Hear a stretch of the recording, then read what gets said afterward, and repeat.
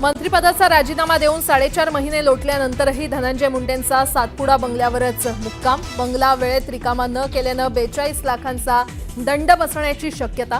तर बंगला कधी सोडणार, चर्चांना उधाण.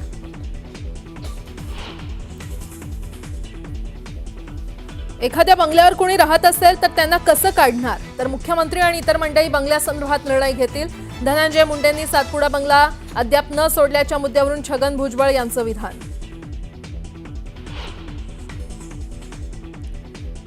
मुंबई महापालिका निवडणुकीच्या पार्श्वभूमीवर भाजप अलर्ट मोडवर. आशिष शेलार यांच्या नेतृत्वात मुंबईच्या प्रत्येक भागाचा घेतला जाणार आढावा.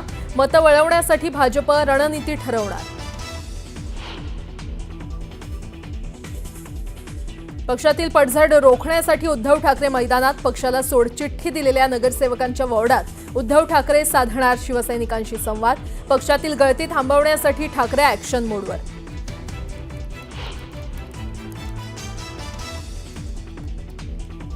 मुख्यमंत्री देवेंद्र फडणवीसांनी बोलावली महत्त्वाची बैठक. मुख्यमंत्री वॉर रूममधील पायाभूत प्रकल्पांचा घेणार आढावा. उपमुख्यमंत्री एकनाथ शिंदे देखील राहणार उपस्थित.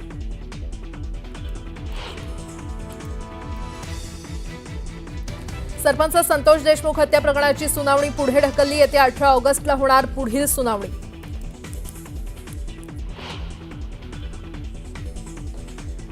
मुंबईतील अतिधोकादायक इमारतींच्या मुद्द्यावर बुधवारी बैठक. मंत्री मंगल प्रभात लोढांकडून म्हाडा प्रशासनाला निर्देश. धोकादायक इमारतीमधील रहिवाशांना घरं खाली करण्याच्या नोटीस.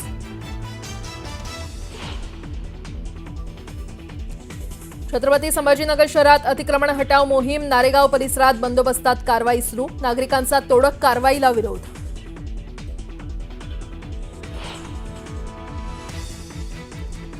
पुण्याच्या खेडमध्ये पतीला मारहाण करत पत्नीचं अपहरण. आंतरजातीय प्रेम विवाहातून घडला प्रकार. मुलीच्या भावासह 15 जणांवर अपहरण आणि मारहाणीचा गुन्हा दाखल.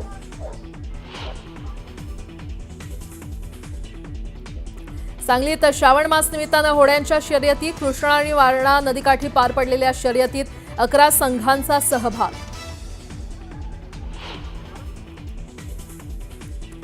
आणि झारखंडचे माजी मुख्यमंत्री शिबू सोरेन यांचं निधन. दीर्घ आजारानंतर दिल्लीतील रुग्णालयात घेतला अखेरचा श्वास.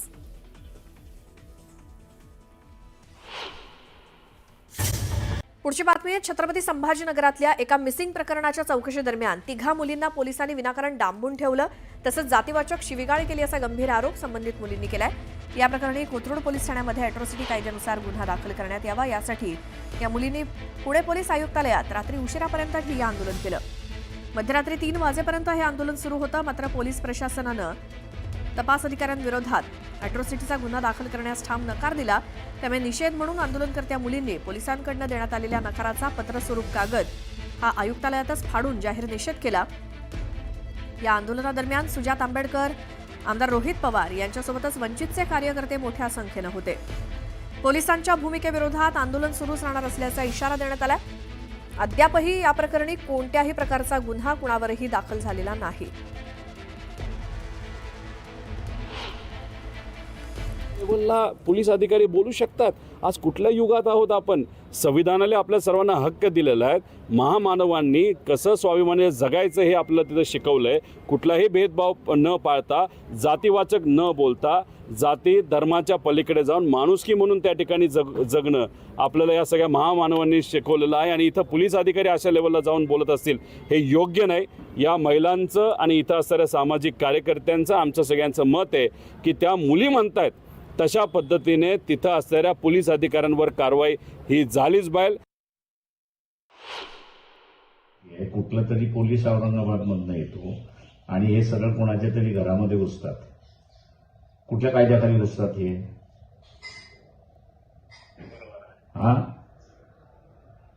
पोलिसाला लायसन्स तर दिलेलं नाही ना. त्याच्यामुळे FIR नोंदून घ्या ना. चौकशी होत राहील त्याच्यामध्ये. नाही 2 दिवस नाही, ताबडतोब झाली पाहिजे FIR. कदम 2 दिवस नाही, FIR ताबडतोब नोंदवल्या गेली पाहिजे. नाहीतर मी त्यांना सांगते तिथं धरणात येऊन बसा, FIR नोंदवा म्हणून. म्हणजे औरंगाबादची पोलीस पुण्यात का येते? पहिला प्रश्न. त्याची परमिशन होती का? दुसरा प्रश्न. फोन ट्रेस का केला, तिसरा प्रश्न, त्याची परमिशन होती का, चौथा प्रश्न. 3 पोरींच्या घरी पोलीस घुसले. औरंगाबादचे फक्त 1 पोलीस महिला होती, बाकी सगळे पुरुष होते. त्यांच्याकडे वॉरंट होते का? सिव्हिल ड्रेस वरती उभे होते, ते अलाउड नाहीये. त्यांच्याकडे वॉरंट होतं का? मुलींना उचलायला, त्यांना दिवसभर रिटेन करायला त्यांच्याकडे परमिशन होती का?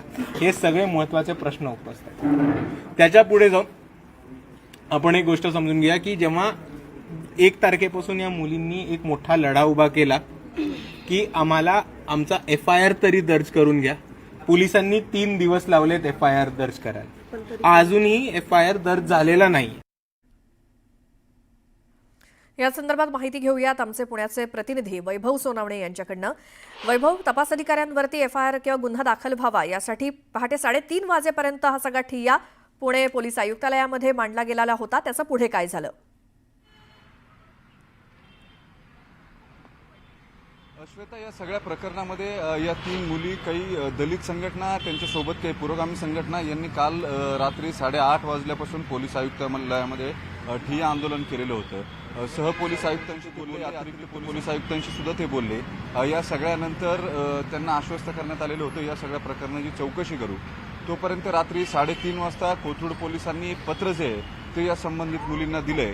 जी मागणी या सगळ्या आंदोलनकर्त्यांची होती, या प्रकरणामध्ये ज्या ज्या पोलिसांवरती आरोप करण्यात आलेले त्यांच्यावरती अॅट्रॉसिटीचा गुन्हा दाखल करावा, त्याला पुणे पोलिसांनी स्पष्ट शब्दामध्ये नकार दिलेला आहे. जी प्राथमिक चौकशी करण्यात आलेली आहे त्या चौकशीमध्ये या आरोपांमध्ये कुठलंही तथ्य नसल्याचं पोलिसांनी या पत्रामध्ये स्पष्टपणे म्हटलेलं आहे. आणि त्याच्या आधारावरती, या आरोपांच्या आधारावरती जी चौकशी करण्यात आली त्यानुसार अॅट्रॉसिटीचा गुन्हा दाखल करणं हे तुर्तास शक्य नाहीये असं पोलिसांनी या पत्रामध्ये स्पष्ट लिहून दिलंय.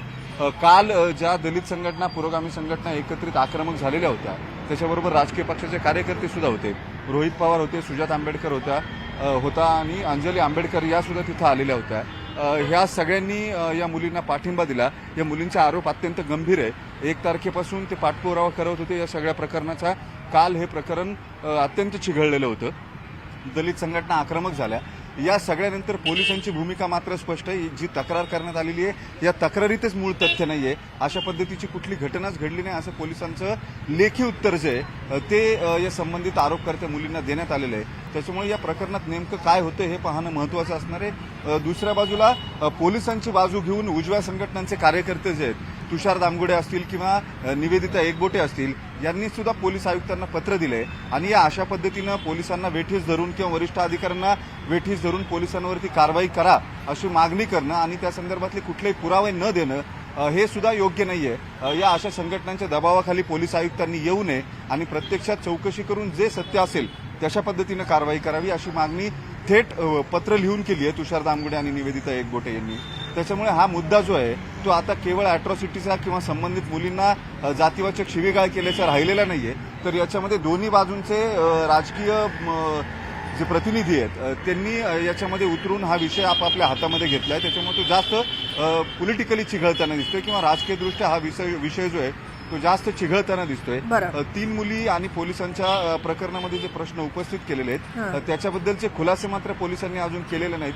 जे आक्षेप मुलींनी नोंदवलेले होते, वॉरंट होता का, बेकायदा घरामध्ये कसे आले किंवा सिव्हिल ड्रेसवर कसे आले, अशा अनेक गोष्टींची उत्तरं जी आहेत ती पोलिसांकडून खरं देता येऊ शकतात. त्याच्यामध्ये तांत्रिक गोष्टीही असतात.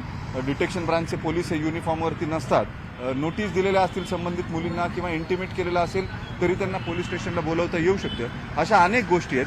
हे सगळं पोलिसांनी केलं होतं का किंवा या सगळ्या एकूण आरोपांमधलं प्रत्यक्षात चौकशीमधलं तथ्य काय हे सुद्धा बिलकुल.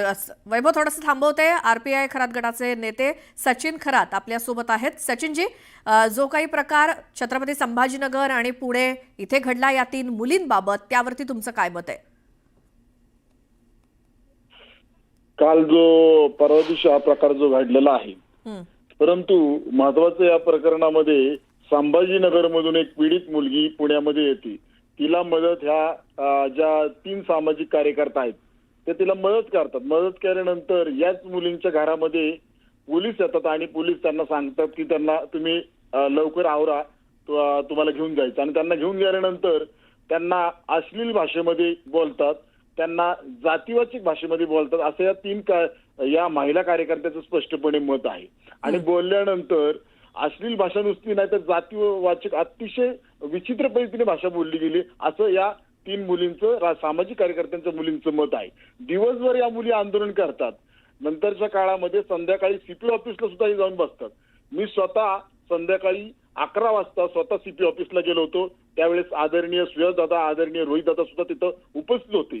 यानंतर आमची मीटिंग झाली पोलीस अधिकाऱ्यांबरोबर. त्यांना आम्ही अॅट्रॉसिटीची मागणी केली आणि या ज्या मुली आहेत, पीडित मुली, यांनी लेटर दिलं होतं की अॅट्रॉसिटीचा गुन्हा दाखल झाला पाहिजे, परंतु त्या प्रकरणामध्ये अॅट्रॉसिटीचा गुन्हा दाखल होत नाही, हे प्रथमदर्शी घडलेलं दिसत नाही असं पोलिसांनी पत्र दिलं. परंतु मुळात महाराष्ट्र राज्यामध्ये जर हे प्रकरण नेत्याच्या मुलीबद्दल जर घडलं असतं तर लगेच गुन्हा दाखल झाला असता. मुळात पुणे शहराची ओळख ही ज्ञानज्योती सावित्रीबाई फुले यांची ओळख आहे आणि या सावित्रीच्या लेकींना जर तुम्ही जातीवाचक शिवीगाळ करत असाल, अश्लील बोलत असाल, तर साधा गुन्हा देखील अॅट्रॉसिटीचा गुन्हा दाखल होत नसेल, लैंगिक अत्याचाराचा गुन्हा दाखल होत नसेल, ते नेमकं राज्य नेऊन ठेवलंय कुठं? आमची स्पष्ट मागणी मुख्यमंत्री साहेबांना मागणी, मुख्यमंत्री साहेब की दलित मुलीला जातीवाचक तुम्ही म्हणजे बोलतायत ना, तरी मी बोलतो, तुम्ही महारा मांगाचे आहेत का, तुम्ही असेच आहेत का, हे शब्द वापरण्यात आले असते त्या मुलींचं मत आहे ना. आमची मागणी आहे माननीय मुख्यमंत्री साहेब, आपण या प्रकरणामध्ये लक्ष द्या. महाराष्ट्र राज्यामध्ये महिला दलित मुली असुरक्षित आहेत हे स्पष्टपणे. आणि ह्या मुली 3 मुली ज्या सामाजिक कार्यकर्त्यात ह्या मदत करण्यासाठी गेल्यात ना, आणि मदत करण्यासाठी गेलेला असताना त्यांना जर असं होत असेल तर अतिशय चुकीची बाब आहे. आमची स्पष्ट मुख्यमंत्री साहेबांना मागणी की कोणत्याही परिस्थितीमध्ये या प्रकरणामध्ये ज्या पोलीस अधिकाऱ्यांनी लैंगिक भाषा केलेली आहे, जातीवाचक भाषा केलेली आहे, त्यांच्या अॅट्रॉसिटीचा गुन्हा दाखल झालाच पाहिजे, ही आमची आपल्या माध्यमातून मी मागणी करत आहे. बिलकुल सचिनजी, धन्यवाद. तुम्ही न्यूज 18 लोकमतशी बोललात त्याबद्दल.